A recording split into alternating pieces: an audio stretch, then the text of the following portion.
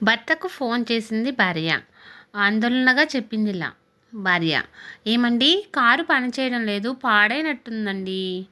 భర్త: పాడైందా? అదేం లేదే, మొన్ననేగా సర్వీస్ చేయించి పెట్టాను. సరే, ప్రాబ్లం ఏంటి? భార్య: కార్బొరేటర్లో నీరు చేరినట్టుందండి. భర్త: అవునా, ముందు ఈ సంగతి చెప్పు, నువ్విప్పుడు ఎక్కడున్నావు? భార్య: మన ఇంటి పక్క చెరువు ఉందా, అందులో ఉన్నానండి.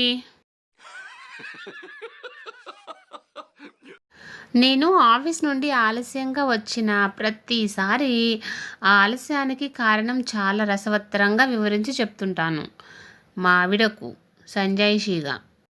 ఓసారి నా ఆలస్యానికి కారణంగా నేను చెప్పిన విషయమంతా శ్రద్ధగా విన్న మా ఆవిడ ఆఖర్న అంది తాపీగా: కథంతా చాలా బాగుంది కానీ అక్కడక్కడ రెండో మూడో పాటలుంటే ఇంకా బాగుండేదండి అని అంది.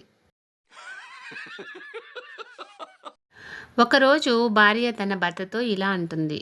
భార్య: గత వారం రాశి ఫలాల్లో మీ ఆదాయం 7, ఖర్చు 2 అని ఉంది.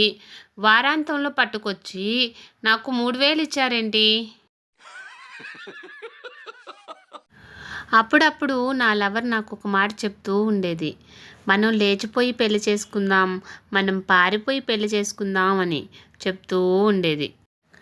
అది వెళ్ళిపోయి లేచిపోయింది, కానీ నన్ను తీసుకెళ్ళడం మర్చిపోయింది. లిఖిత, స్వప్న ఇలా మాట్లాడుకుంటున్నారు. వదినా, చీర దగ్గ దగ్గ మెరిసిపోతుంది, టైడ్ వాడతావా, ఏరియల్ వాడతావా? లిఖిత: మా ఆయన్ని వాడతాను స్వప్న.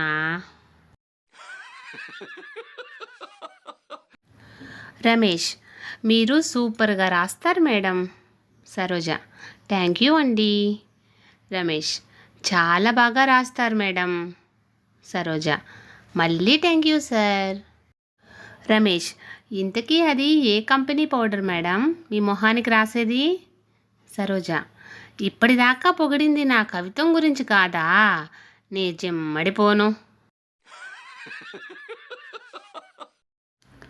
ఫ్రెండ్స్, ఇలాంటి మరిన్ని వీడియోస్ కోసం సన్ పాజిటివ్ థాట్స్ ఛానల్ను సబ్స్క్రైబ్ చేసుకొని సపోర్ట్ చేయండి. వీడియో నచ్చితే లైక్ చేసి షేర్ చేయండి.